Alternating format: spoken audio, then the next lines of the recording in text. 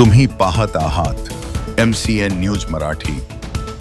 विश्व हिंदू परिषद आणि बजरंग दल यांच्या नेतृत्वाखाली सकल हिंदू समाजाने जम्मू काश्मीरमधील पहलगाम येथे झालेल्या दहशतवादी हल्ल्याच्या निषेधार्थ उपविभागीय अधिकारी खामगाव यांना 25 एप्रिल रोजी निवेदन देण्यात आले आहे।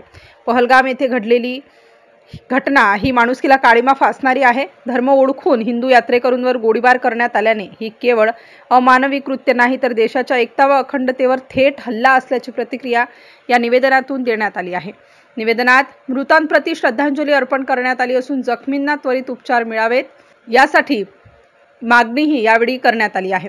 या हल्ल्यातील पीडित कुटुंबांना तातडीने आर्थिक मदत व आवश्यक सहाय्य दिले जावे, तसेच या हल्ल्यामागील दहशतवाद्यांना कठोरात कठोर शिक्षा देण्याची मागणी निवेदनाद्वारे करण्यात आली आहे। सदर निवेदन देतेवेळी खामगाव शहरातील सर्व हिंदुत्ववादी संघटनांचे पदाधिकारी व कार्यकर्ते प्रामुख्याने उपस्थित होते।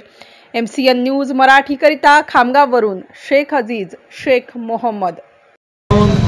खामगाव शहरामध्ये सर्व पक्षीय, सर्व समाजाचे, सर्व विविध संघटनेत काम करणाऱ्या सर्वच बांधवांच्या वतीने जम्मू काश्मीर पहलगाम येथे 26 निष्पाप हिंदू नागरिकांचा धर्म विचारून जो आतंकवाद्यांनी गोळीबार केला आणि त्यांची हत्या केली, याचा सकल हिंदू समाज विश्व हिंदू परिषदच्या वतीने निषेध व्यक्त करतो।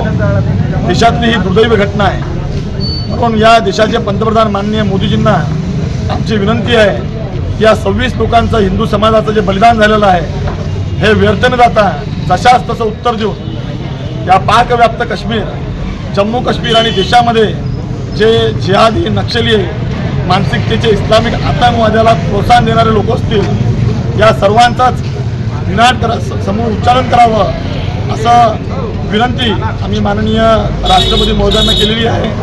तसं या हल्ल्यामध्ये जे मृत्युमुखी पडलेले नागरिक आहे भारतीय, या सर्वांनाच काहीतरी मोबदला देऊन त्यांच्या घराच्या लोकांची परिस्थिती समजून त्यांना कुठेतरी समायोजन करावं अशी सुद्धा मागणी केलेली आहे। या देशामध्ये रोहिंग्या मुसलमान, बांगलादेशी मुसलमान आणि जे पाकिस्तानी नागरिक जे बगैर आधार कार्डचे संशयित राहत आहे, यांना गती देऊन या देशामधून बांगलादेश आणि रोहिंग्या मुस्लिमांची शोध घेऊन त्यांना ताबडतोब या भारतातून हाकलून लावावं अशी सुद्धा मागणी केलेली आहे।